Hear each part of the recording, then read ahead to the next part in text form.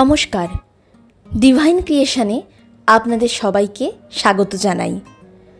আমরা এই চ্যানেলে ভিন্ন স্বাদের, ভিন্ন ধারার, আকর্ষণীয় ছোট অডিও এবং ভিডিও স্টোরি নিয়ে আত্মপ্রকাশ করছি, যার মধ্যে থাকবে সাহিত্য বাস্তব মৌলিকতা, যা আপনাদের সবাইকে ভীষণভাবে আকৃষ্ট করবে। তাই ভালো লাগলে লাইক, শেয়ার ও সাবস্ক্রাইব করবেন এবং আপনাদের মতামত অবশ্যই কমেন্ট করে জানাবেন। আজ শুনবেন অর্পিতা সাঁতরার লেখা ছোট গল্প ভয়ানক 16। এই গল্পটি সম্পূর্ণ কাল্পনিক। এই গল্পের সমস্ত চরিত্র কাল্পনিক, বাস্তবের সাথে এর কোনো মিল নেই। কেউ যদি কোনো মিল খুঁজে পান, তা সম্পূর্ণ অনিচ্ছাকৃত এবং কাকতালীয় ঘটনা মাত্র। গল্প পাঠে ও গল্পের সূত্রপাতে আমি অর্পিতা সাঁতরা। শুরু হচ্ছে ভয়ানক 16। দিনটা ছিল নভেম্বর মাসের 16 তারিখ। অফিস থেকে ফিরতে ফিরতে এতটাই লেট হয়ে গেল যে হাওড়া স্টেশন থেকে বাড়ি ফেরার লাস্ট ট্রেনটিও মিস করে যাব বলে মনে হলো। হাওড়া স্টেশন পৌঁছালাম তখন প্রায় রাত 11টা বাজে। কিন্তু আশ্চর্যজনকভাবে দেখলাম টাইম টেবিলে একটি ট্রেন তখনও দেখাচ্ছে, প্ল্যাটফর্ম নাম্বার 16। আমি একটু অবাক হলাম। হাওড়া স্টেশনে প্ল্যাটফর্ম নাম্বার 16 কবে থেকে এলো? আমরা তো জানি 15 নম্বর প্ল্যাটফর্মের পর সব সময় 17 নম্বর প্ল্যাটফর্ম হয়, যেটা নিউ কমপ্লেক্সে অবস্থিত। তাই 16 নম্বর দেখে আমি অনেকটাই হকচকিয়ে যাই। কিন্তু তখন আমার মাথায় ছিল শুধুমাত্র বাড়ি ফেরার কথা। তাই অন্য কিছু না ভেবে সাথে সাথে দৌড়ালাম ট্রেন ধরব বলে। 15 নম্বর প্ল্যাটফর্মের দিকে দৌড়াতে গিয়ে দেখলাম ওই প্ল্যাটফর্মের পরেই আরেকটি প্ল্যাটফর্ম আছে, যেটার নাম্বার নাকি 16। যাই হোক, আমি দৌড়ে দৌড়ে গিয়ে দেখলাম একটি ট্রেন তখনও দাঁড়িয়ে আছে। সেই ট্রেনে আমি চেপে গেলাম। আশ্চর্যজনকভাবে আমি চাপার কয়েক সেকেন্ডের মধ্যেই ট্রেনটি ছেড়ে দিল। কামরায় দেখলাম কেবলমাত্র একটি ছেলে বসে আছে এবং বুঝলাম যে এটি একটি জেনারেল কম্পার্টমেন্ট। আমি গিয়ে একটি সিটে বসে গেলাম। আমার সিট থেকে পরের সিটের অপোজিট দিকের সিটে ছেলেটি বসে আছে।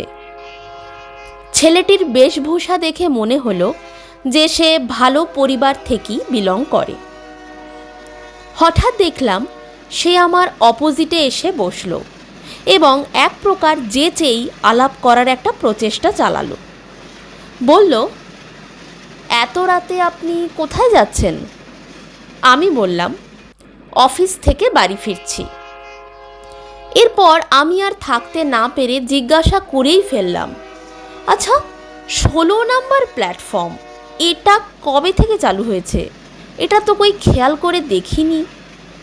ছেলেটি তখন বলল, কই না, এটা তো শুরু থেকেই ছিল, আপনি হয়তো খেয়াল করেননি।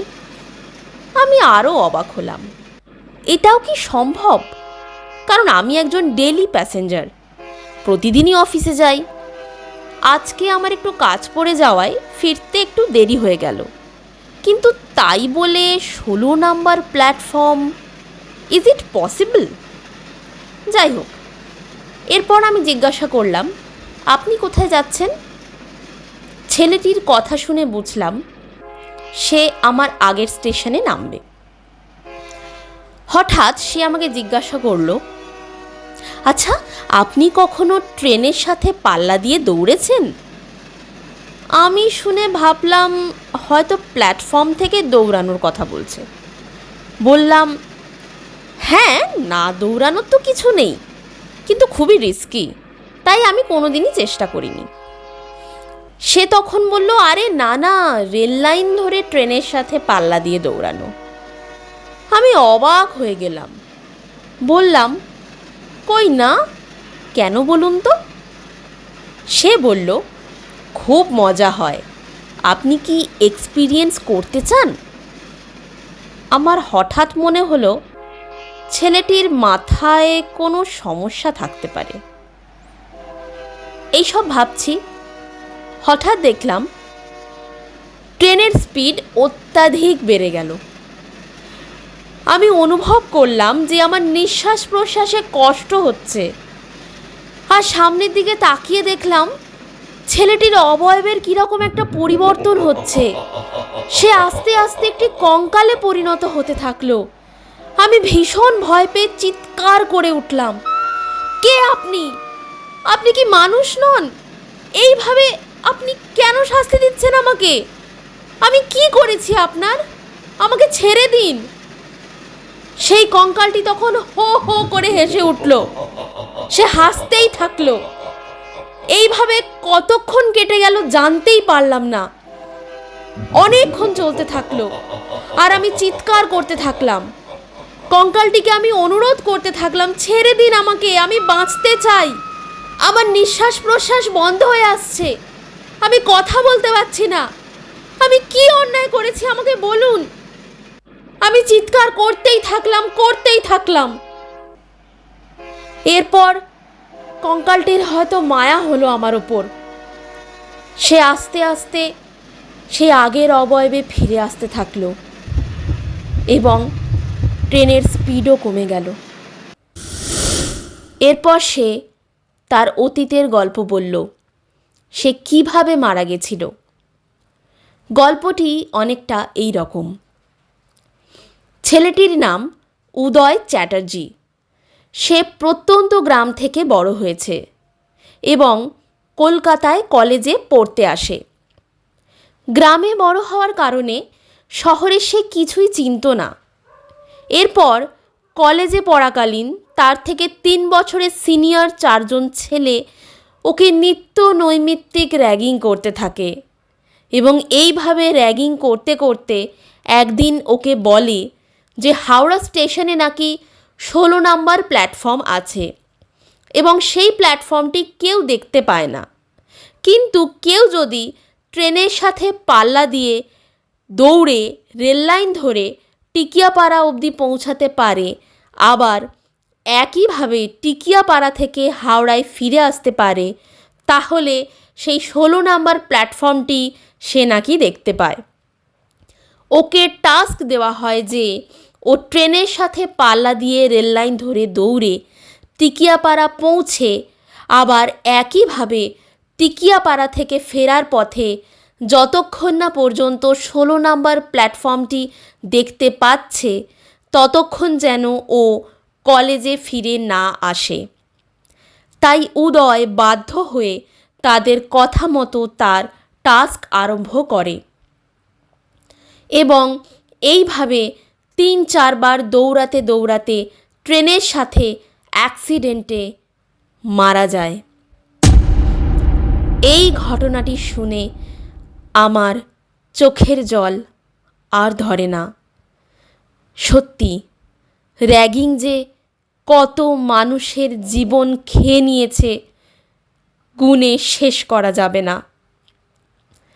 আমি উদয়কে জিজ্ঞাসা করলাম, আমি কি আপনার কোনো উপকারে আসতে পারি? উদয় বলল, সেই সিনিয়র ছেলেগুলি অনেক প্রভাবশালী ব্যক্তিদের ছেলে ছিল, তাই তাদের কোনো শাস্তি হয়নি, আর কোনো প্রমাণও পাওয়া যায়নি। তাই আমি যদি কোনোভাবে তাদের শাস্তির ব্যবস্থা করে দিতে পারি তাহলে উদয় আমার কাছে চিরকৃতজ্ঞ থাকবে এবং তার আত্মা শান্তি পাবে। এইটুকু শোনার পরে আমার ঘুম ভেঙে গেল। আমি বুঝলাম এতক্ষণ যা হয়েছে সবটাই আমার স্বপ্ন ছিল। তবু যেন কী রকম একটা অনুভূতি হতে থাকলো। এটা কি সত্যি ছিল না সবটাই স্বপ্ন? যাই হোক, সকালবেলা তাড়াতাড়ি অফিসের জন্য রেডি হয়ে বেরিয়ে গেলাম। সারাদিন অফিসে কাজ করতে করতে কাজের মধ্যে আগের দিনের স্বপ্নের কথা বেমালুম ভুলে গেলাম। অফিসে অনেক কাজের চাপ থাকার কারণে অফিস থেকে বেরোতে বেরোতে অনেকটাই রাত হয়ে গেল। প্রতিদিনের মতো যথারীতি হাওড়া স্টেশনে এলাম। এসে টাইম টেবিলের দিকে তাকিয়ে চমকে গেলাম। সেই ট্রেন 16 নাম্বার প্ল্যাটফর্ম। আমার স্বপ্নের কথাটি আবার মনে পড়ে গেল। তাড়াহুড়ো করে হাওড়া স্টেশন থেকে বেরিয়ে এলাম এবং স্থির করলাম সেই ছেলেগুলির শাস্তির ব্যবস্থা আমাকে করতেই হবে। তাদের নামগুলি কিন্তু আমার এখনও মনে আছে।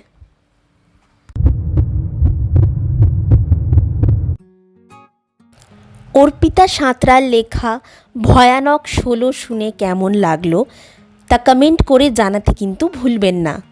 গল্পটি যদি ভালো লেগে থাকে লাইক করবেন, বন্ধুদের সাথে শেয়ার করবেন, আমাদের চ্যানেলকে সাবস্ক্রাইব করুন। নতুন গল্পের নোটিফিকেশান পেতে পাশের বেল আইকনটি প্রেস করে রাখুন।